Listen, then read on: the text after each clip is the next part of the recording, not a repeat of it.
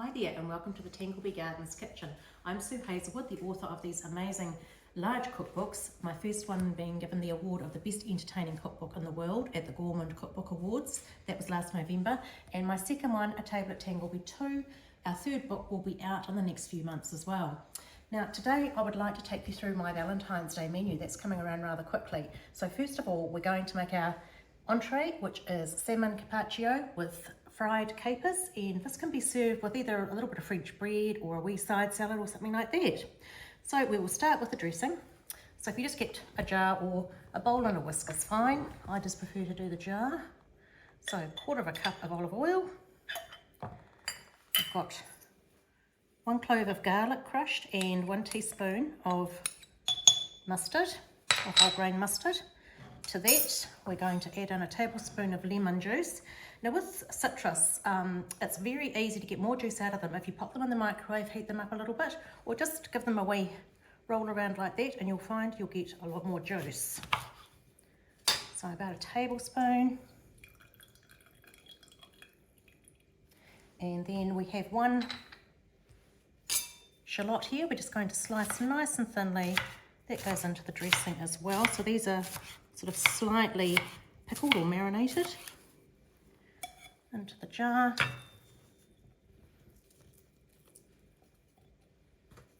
And just give that a good shake. That's your sauce all ready to go. Now the next thing we're going to do is the fried capers.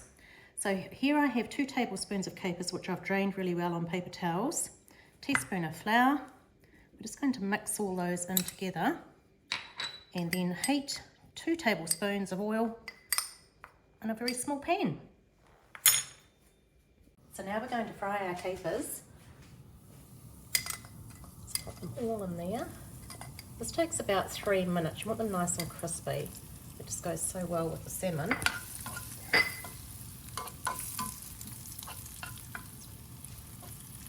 So once your capers are nice and crispy, onto some paper towels just to drain them nicely. Now back to our salmon. Now I've got 180 grams of beautiful salmon bone out and I'll just thinly slice that. So all we need to do now is pour over some of our sauce. Look at all those lovely shallots there. Whoops. I might just put a few more down the other end. And then top with your beautiful crispy shallots. This is looking delicious. And then some dough. So there you have it, your Valentine's Day entree. So for our main, we're going to be having a steak with a blackcurrant sauce and horseradish cream. Along with this, we're going to do Duchess potatoes, which is an old retro recipe, but is absolutely fantastic and goes beautifully well with this meal, and also you can have it all done prior. So what I've done here is I've got about 400 grams of peeled potatoes. They've been boiled in salted water until they're nice and soft. So to that, we will add in 1.5 tablespoons of cream, 1/2 cup of cheese, grated cheese, wee pinch of white pepper, wee pinch of nutmeg. Now give that a good mash. Now the key to this being nice and rich and delicious is the grated cheese and then the egg yolk. The egg yolk makes it so beautiful. So in goes our 1 egg yolk. Mix that in nice and quickly. Now I have preset the oven to 180 fan bake or 200 just normal bake. And what we do now is put this into a piping bag with a large star nozzle. Into a piping bag with a large star nozzle. Now over here on the tray I've made 6 nice even circles, which is going to help us with the piping. Big mounds here.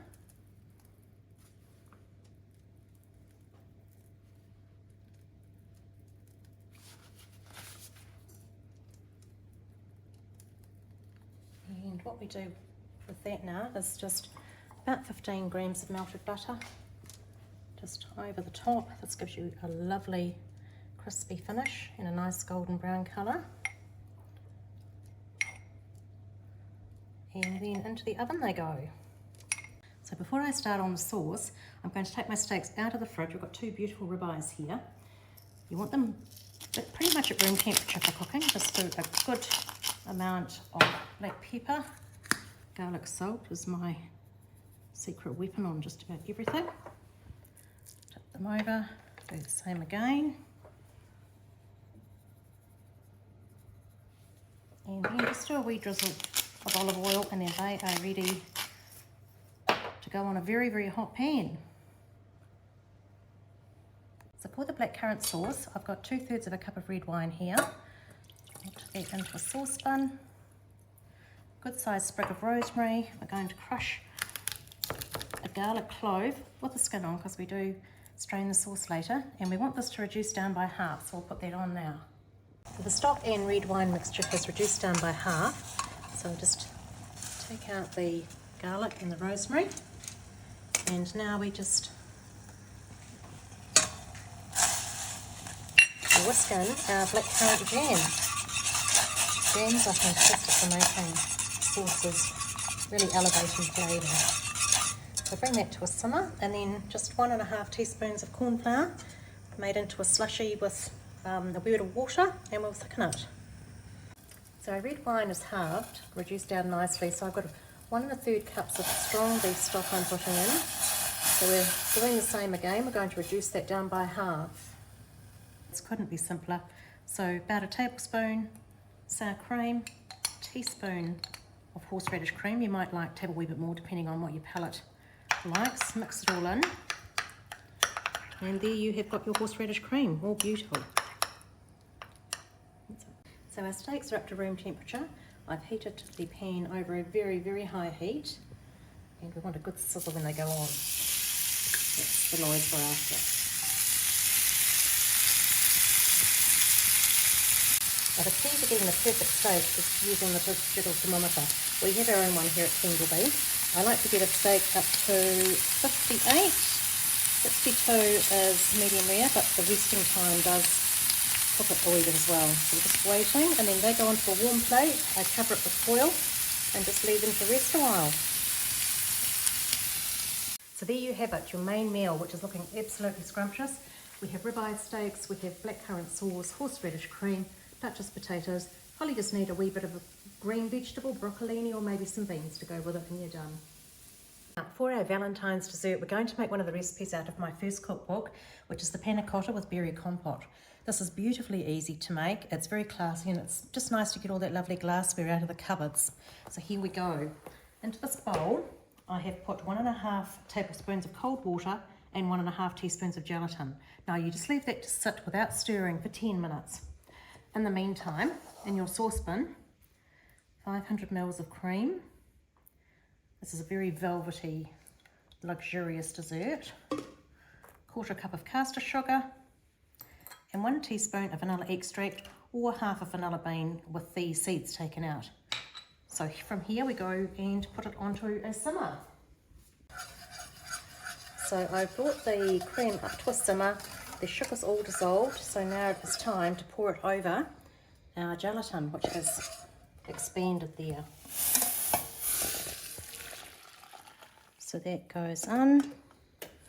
A good whisk again, and this will obviously need to be set aside to cool before you pour it into your beautiful glasses.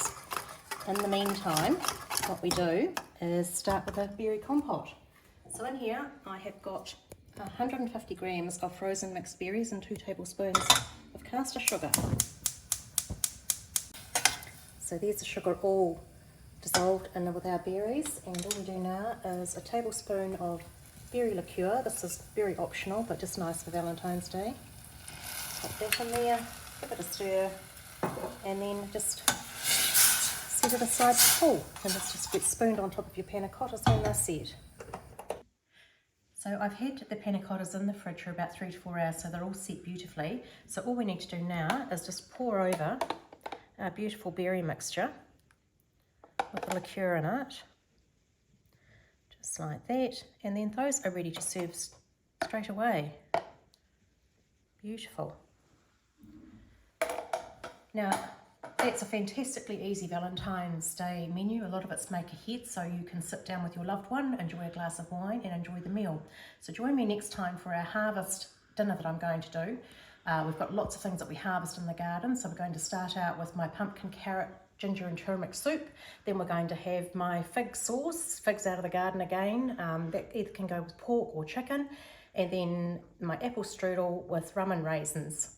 That is absolutely divine, and all the apples come out of the garden as well. So I'll see you next time.